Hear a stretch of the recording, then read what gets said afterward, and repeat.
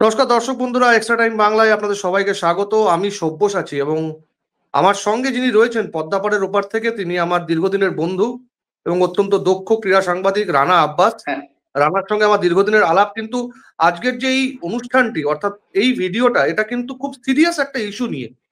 Serious issue Tamim ইকবালকে নিয়ে। Tamim Iqbal one day ক্রিকেটে 25টা century, এশিয়ার অন্যতম সেরা ব্যাটার, আমি বলবো ওয়ার্ল্ড ক্রিকেটে অন্যতম সেরা ওপেনার। কিন্তু আজকে সকাল থেকে তাকে নিয়ে যে বিভিন্ন খবর রটছে সোশ্যাল মিডিয়ায়, তা কতটা ঠিক, কতটা ভুল, কতটা খবরে জল দেওয়া রয়েছে, সবটা জেনে নেব প্রাথমিকভাবে রানার কাছ থেকে। রানা, এক্সট্রা টাইম বাংলায় আপনাকে স্বাগত। তামিম ধন্যবাদ। এখন কেমন আছেন? কেননা এপার বাংলার যারা মানুষ রয়েছেন তারাও কিন্তু তামিমের ব্যাটিং এর ভক্ত। তাই সবাই জানতে আগ্রহী, এক্সট্রা টাইম বাংলার দর্শকরাও জানতে আগ্রহী তামিম এই মুহূর্তে কেমন আছেন। আপনাদের সবাইকে ধন্যবাদ। আপনারা অধীর অপেক্ষায় জানতে অপেক্ষায় আছেন। একটা স্বস্তির খবর যে তামিম এই মুহূর্তে একটু ভালো, মানে একটু স্বস্তির খবর আমরা চিকিৎসক বা ডক্টরদের কাছ থেকে শুনলাম। তামিমের জ্ঞান ফিরেছে, তিনি কথা বলতে পারছেন। এটা অবশ্যই একটা স্বস্তির খবর। আমরা সকালে যেমনটা শুনেছিলাম, আসলেই এটা খুবই বাংলাদেশ ক্রিকেট তথাপি পুরো ক্রিকেট দুনিয়াতেই একটা শকিং নিউজ। তামিম ইকবালের হার্ট অ্যাটাকের খবরটা, মাঠে খেলতে গিয়ে মাঠে লুটিয়ে পড়েন। সেখান থেকে তাকে তড়িঘড়ি করে ঢাকায়, আপনারা জানেন খেলাটা হচ্ছিল ঢাকা শহর থেকে প্রায় 40-50 কিলোমিটার, 30-40 কিলোমিটার দূরে বিকেএসপি বাংলাদেশ ক্রীড়া শিক্ষা প্রতিষ্ঠানের মাঠে। তো সেখানে তার ম্যাচ ছিল। সকালে তিনি মোহামেডান ক্লাব হয়ে ক্যাপ্টেন ছিলেন। মোহামেডান ক্লাবের হয়ে তিনি টস করছিলেন, টস করে টসে হেরে গেছেন, ফিল্ডিং শুরু করেছিলেন। ঠিক ওই সময় তিনি মাঠে লুটিয়ে পড়েন। তো তাৎক্ষণিকভাবে ঢাকা থেকে হেলিকপ্টার নিয়ে যাওয়া হয়েছিল বিকেএসপির মাঠে। কিন্তু তার শারীরিক অবস্থা এতটাই খারাপ ছিল, তার শরীর আসলে পাই করার মতো অবস্থাতেও ছিল না। তো ওই অবস্থায় সবার চিকিৎসকদের দ্রুত পরামর্শ ছিল যে নিকটবর্তী যে ভালো হাসপাতালটা হয় সেখানে নিয়ে যাওয়া। তো খুব দ্রুত খুব কাছেই বিকেএসপির খুব কাছে একটি বিশেষায়িত হাসপাতাল, সে হাসপাতালে তাকে নিয়ে যাওয়া হয়। কেপিজি মানে হাসপাতালটার নাম। সেখানে তাকে দ্রুত অ্যাডমিট করা হয় এবং তার এনজিওগ্রাম বা সব পরীক্ষা নিরীক্ষার পরে যেটা ধরা পড়ে, তার ব্লক ধরা পড়ে। তার রিং করানো হয় হার্টে। এরপরে কিছুটা তার কেপিআই হাসপাতালে কিছুটা তার অবস্থা আমরা উন্নতি বলার সুযোগ নেই, কিন্তু তিনি এখনো নিবিড় পর্যবেক্ষণে আছেন। আগামী 24 ঘন্টা খুবই গুরুত্বপূর্ণ তার শারীরিক পরিস্থিতি আসলে কোন দিকে যাচ্ছে সেটা বুঝবার জন্য। তবে আপাতত চিকিৎসকরা বলছেন তিনি তার জ্ঞান ফিরেছেন, এটা একটা স্বস্তির খবর। তিনি তার নিকটের মানুষজনের সাথে কথা বলছেন, তার পরিবারের সদস্যদের সঙ্গে কথা বলেছেন এবং তার সতীর্থরা দৌড়ে গেছেন। মাহমুদুল্লাহ রিয়াদ, মুশফিকুর রহিম, মেহেদী হাসান মিরাজ, তাইজুল ইসলাম, তারা হাসপাতালে তামিমকে দেখতে ছুটে গিয়েছিলেন। সবাই মোটামুটি আসলে সবাই খুব এটা নিয়ে, বাংলাদেশের সবাই খুব চিন্তিত। বর্তমান যিনি প্রধান উপদেষ্টা আছেন বাংলাদেশের, ডক্টর ইউনূস, তিনিও খুবই উদ্বেগ প্রকাশ করেছেন। তিনি তার চিফ অ্যাডভাইজার অফিস থেকে খোঁজ খবর নেওয়া হচ্ছে, তিনি ফেসবুকে সেটি পোস্টও করেছেন এবং বাংলাদেশের বেশিরভাগ খেলোয়াড়েরা তার এই খবরের উদ্বিগ্ন, তার ব্যাপারে নানা রকম খোঁজ খবর দিচ্ছেন। এবং শুধু বাংলাদেশে না, বাংলাদেশের বাইরেও অনেক ক্রিকেটার, সাবেক ক্রিকেটার, বর্তমান ক্রিকেটার, এমনকি তোমাদের কলকাতা নাইট রাইডার্স, তারাও তামিমের শুভকামনা জানিয়েছেন। সব মিলে তামিমের এই মুহূর্তে, আমি যেটা আপনি জিজ্ঞাসা করছিলেন যে তামিমের অবস্থাটা কি, আমরা বলছি যে তামিমের জ্ঞান ফিরেছে, তিনি এখন কথা বলতে পারছেন। এটি হচ্ছে সর্বশেষ খবর। খুব ভালো আপডেট দিলেন রানা, এবং এটা একটা পজিটিভ আপডেট। কিন্তু দুর্ভাগ্যের ব্যাপার হচ্ছে সোশ্যাল মিডিয়াতে এমন এমন খবর ভেসে বেড়াচ্ছে যেগুলো বাস্তবে ঠিক নয়। তামিম ইকবালের অফিসিয়াল ফেসবুক অ্যাকাউন্টে পর্যন্ত একটা আপডেট দেওয়া হয়েছিল এখন থেকে 1-1.5 ঘন্টা আগে, এবং তারপরে কোনো কনফিউশন থাকার কথা উচিত নয়। কিন্তু কিছু কিছু জায়গায় ঘুরে বেড়াচ্ছে তামিমের ডবল হার্ট অ্যাটাক হয়েছে, তামিমের মুখ থেকে নাকি গেঁজা বেরিয়ে গেছিল, প্রথমবার হসপিটালে গিয়ে তিনি আবার মাঠে ফেরত এসেছিলেন। এই যে বিষয়গুলো, এই যে বিভ্রান্তিকর খবরগুলো, আপনি একজন খুব দক্ষ এবং যেটা খবর সেটার উপর আপনি বিশ্বাস করেন, এবং আমিও সেই নীতিটাই ফলো করি। কোথাও গিয়ে এগুলো বন্ধ হওয়া উচিত, কারণ একজন মানুষ তিনি অসুস্থ এবং তাকে ঘিরে আরো পারিপার্শ্বিক অনেকে চিন্তিত। ভুল খবর রটানো বা মিসলিড করা মানে হচ্ছে অনেকগুলো মানুষকে বিপাকে ফেলা। হুম হুম। না হ্যাঁ, এটা তো অনাকাঙ্ক্ষিত। আসলে এই সময় সঠিক তথ্য পাওয়াটাই হচ্ছে মূল বিষয়। আর এখন সোশ্যাল মিডিয়ার যুগে মানে অপতথ্য, ভুল তথ্য ছড়ানোর জন্য দাবানলের মতো ছড়িয়ে পড়ে, এটার জন্য একটা রীতি হয়ে গেছে। আমরা কোনটা সত্য কোনটা মিথ্যাই যেন বুঝতে পারি না, অনেক সময় গুজবের উপরে বিশ্বাস করি অনেকে। কিন্তু আসলে হ্যাঁ, ওর অবস্থাটা, তামিমের অবস্থাটা খুবই ক্রিটিক্যাল ছিল, এটা অস্বীকার করার সুযোগ নেই। আসলে তার অবস্থা খুব খারাপ। নালে আপনি চিন্তা করেন কতটা খারাপ হলে একজন মানুষকে হেলিকপ্টারে করে মাত্র 40 কিলোমিটার দূরে আনতে পারছে না। তার শারীরিক অবস্থা আসলে খুব খারাপ ছিল, এটা অস্বীকার করার সুযোগ নেই। কিন্তু তাকে দ্রুত ডক্টররা যেভাবে রিকভার করলেন, তাকে যেভাবে এই যে হাসপাতালে থেকে নেওয়া হলো, কেপি যে হাসপাতাল, বিকেএসপি খুব কাছে, এই হাসপাতালে যে চিকিৎসাটা হয়েছে এটা আউটস্ট্যান্ডিং বলতে হবে। তার দ্রুত তার যেভাবে ব্লকটা আইডেন্টিফাই করা, তারপর দ্রুত রিং করানো, মানে আমি তো আর চিকিৎসা বিজ্ঞানের পুরো বিষয়টা আমি খুলে বলতে পারবো না, তবে চিকিৎসকরা যেটুকু আমাদেরকে তথ্য দিচ্ছেন তাতে মনে হচ্ছে তারা আউটস্ট্যান্ডিং, মানে they are doing their outstanding job. আমি বলছি খুবই ভালো করেছে। তো এখন নিবিড় পর্যবেক্ষণে আছে, এটাই হচ্ছে আসল খবর। অবভিয়াসলি তার পরিবারের কাছের মানুষ, তার স্ত্রী, তার সন্তান, হুম তার হুম পরিবারের আত্মীয় স্বজন, আকরাম খান, তার কাকু, তার দাদা, হুম প্রত্যেকেই হুম। নিশ্চয়ই হসপিটালে আছেন। আপনি ব্যক্তিগতভাবে অবশ্যই। তামিমের পরিবারের সঙ্গে কথা বলার সুযোগ পেয়েছিলেন? না, না, আসলে এগুলো খুব ভেরি ডিফিকাল্ট।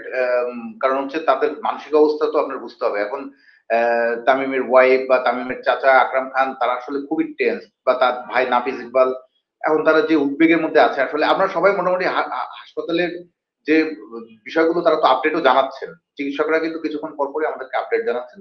সো সেখানে যদি আমরা খবরটা পেয়ে থাকি, আমার মনে হয় তারা হাসপাতালের ডক্টররা তো নিশ্চয়ই ভুল বলবেন না বা মিথ্যা বলবেন না, তারা সঠিক তথ্যই বলছেন। এবং আমরা বিসিবি, বাংলাদেশ ক্রিকেট বোর্ডের নানা সূত্র ধরেও জানতে পারছি।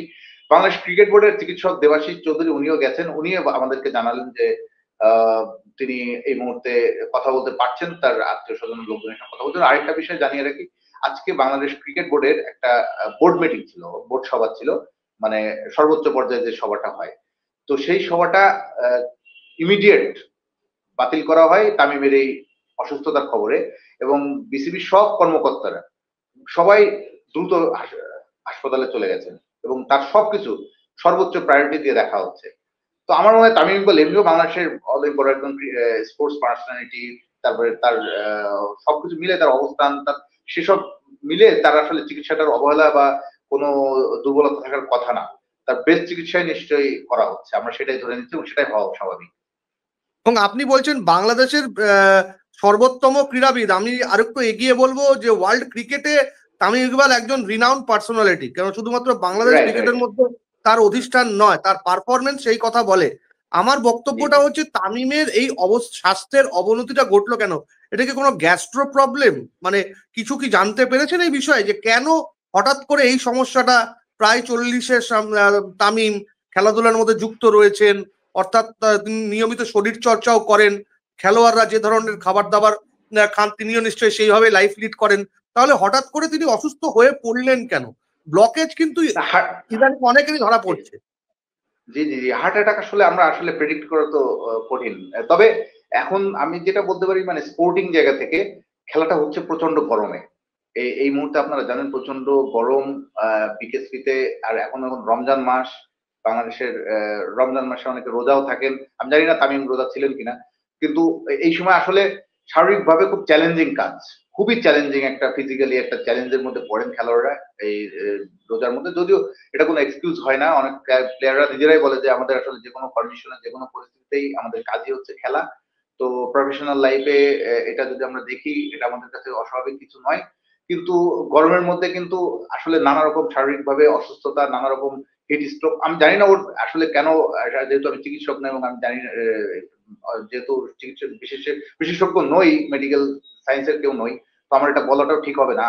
তো আমি জাস্ট পারিপার্শ্বিক বিষয়গুলো বলছি যে এই গরমের মধ্যে খেলাটা কিন্তু অবশ্যই অনেক ফিজিক্যালি অনেক বড় চ্যালেঞ্জের কাজ। আর তামিম ইকবাল, আরেকটা বিষয় বলে রাখি, তামিম ইকবাল যেহেতু ইন্টারন্যাশনাল ক্রিকেট থেকে তিনি রিটায়ার করেছেন, তার আর ইন্টারন্যাশনাল ক্রিকেটে ফেরা বা খেলার তাড়না নেই। তো যেহেতু তিনি রিটায়ার করে ফেলেছেন, তো যারা ইন্টারন্যাশনাল ক্রিকেটে খেলেন বা যারা ন্যাশনাল টিমে থাকেন তাদের ফিটনেস নিয়ে কেয়ারিং, বা ইভেন তামিম যখন আমি দেখেছি তিনি তখন যখন ন্যাশনাল টিমে রেগুলার খেলতেন তিনি তার শারীরিক ফিটনেস, শরীরের প্রতি তার যত্ন, তার ডায়েট চার্ট সবই আসলে অন্যরকম।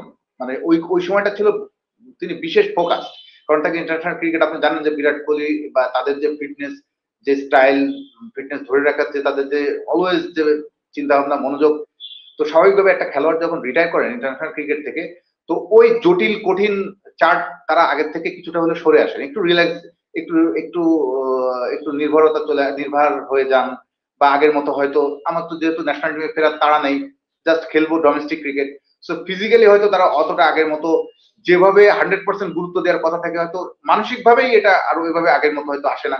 আমি ইদানিং দেখলামও যে তামিম ইকবাল এই টুর্নামেন্টটাও খেলছে, যখন তার শারীরিক যে শেপ, ফিজিক্যালি যে ফিট শেপটাও দেখলাম সেটা ওর আগের মতো নেই।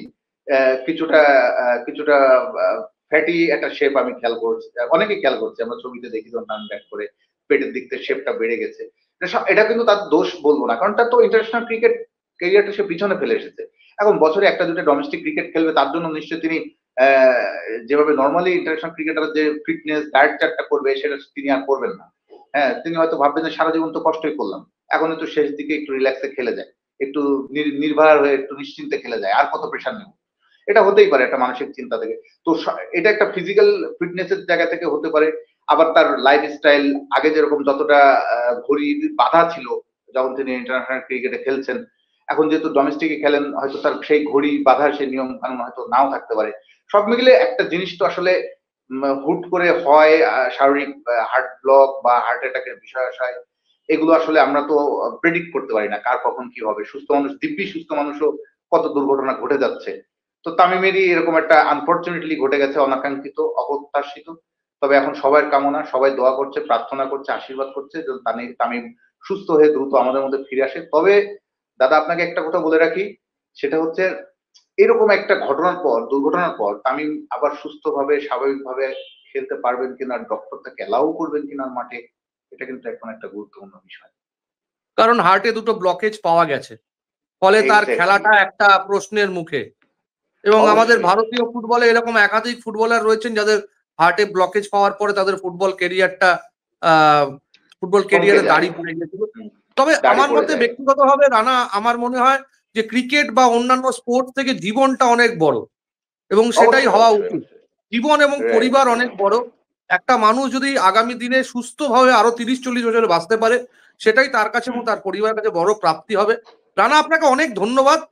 নিশ্চয়ই বাংলাদেশ ক্রিকেট বোর্ড কিংবা যে হাসপাতালে তামিম ভর্তি রয়েছেন সেখান থেকে নিশ্চয়ই মেডিকেল আপডেট দেওয়া হবে। যদি মেডিকেল আপডেট দেওয়া হয়, কাইন্ডলি যদি থ্রু হোয়াটসঅ্যাপ যদি আমাকে আপনি পাঠাতে পারেন, তাহলে আমি আমাদের এক্সট্রা টাইম বাংলার দর্শক বন্ধুদেরও তামিমের মেডিকেল আপডেটটা শেয়ার করতে পারবো, যাতে এই পার বাংলা যারা তামিম অনুরাগী রয়েছেন তারা তাদের চিন্তা মুক্ত হয়। আপনাকে আরেকবার অনেক ধন্যবাদ আমাদের এক্সট্রা টাইম বাংলার সঙ্গে এত দ্রুততার সঙ্গে কথা বলার জন্য। আপনি ভালো থাকবেন, এবং তামিমেরও আপনাদেরকে ধন্যবাদ, অনেক ধন্যবাদ সভ্যদা, অনেক ধন্যবাদ। Extra time.